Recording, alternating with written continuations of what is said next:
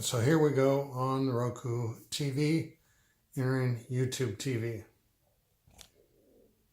want you to notice how quickly it loads up.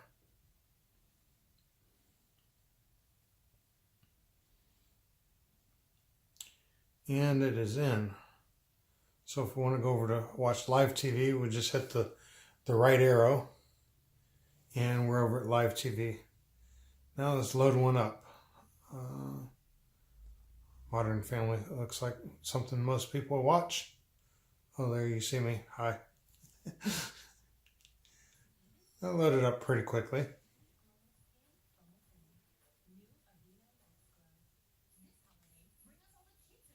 Oh, I have the closed caption set up.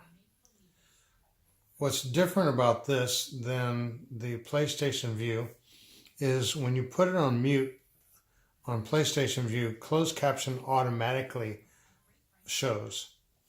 When you put it on mute on YouTube TV, it does not automatically show. So to go to the settings or recent, hit the down arrow, and then you can see what you've watched recently. So you can see recent channels. Or if you want to go back to a guide, you got a quick guide right here to the left where you can see what's on TV. And then you can jump from one to another just like that.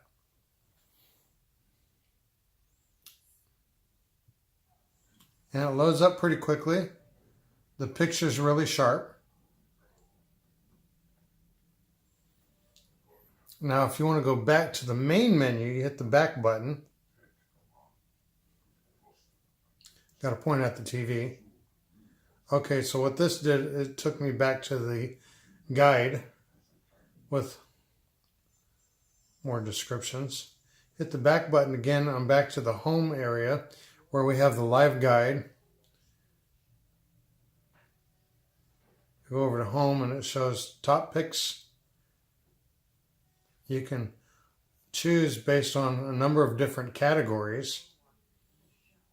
I like NBA games, so here's some NBA games. Recently watched. Sports. Shows. These are shows I have on my DVR. I just have a number of them that I usually watch. News. Just got a number of different categories. And everything starts up quickly. The one thing, the bad side of YouTube TV is the lack of channel selection.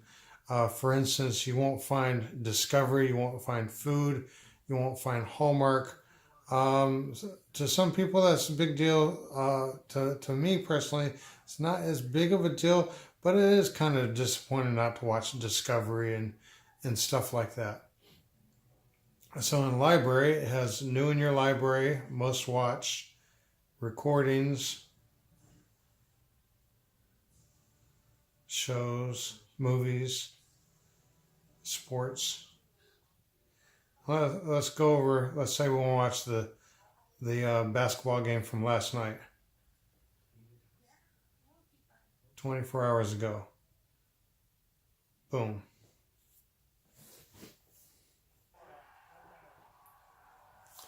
And then you say, oh, well, I don't want to watch this. I want to fast forward. So I hit the right arrow.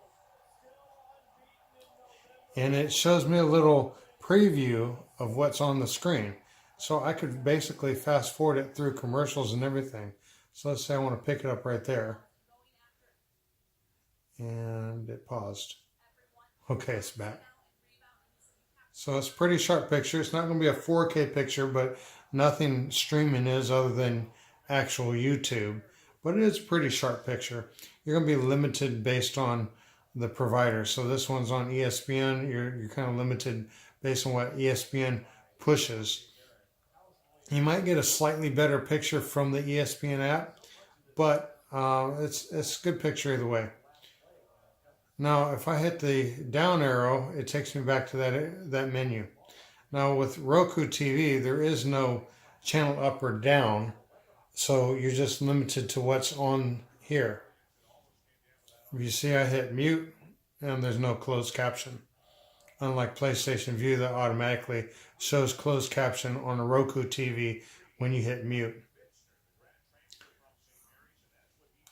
I think that pretty much covers it on Roku TV. I'd be interested in doing a follow-up video. If you have any questions or comments, please send me a comment below. I'm also going to have links to my other videos. I'm going to show you YouTube TV on Android TV, and I'm also going to show PlayStation View on both Android and Roku, the differences. Hope you enjoyed.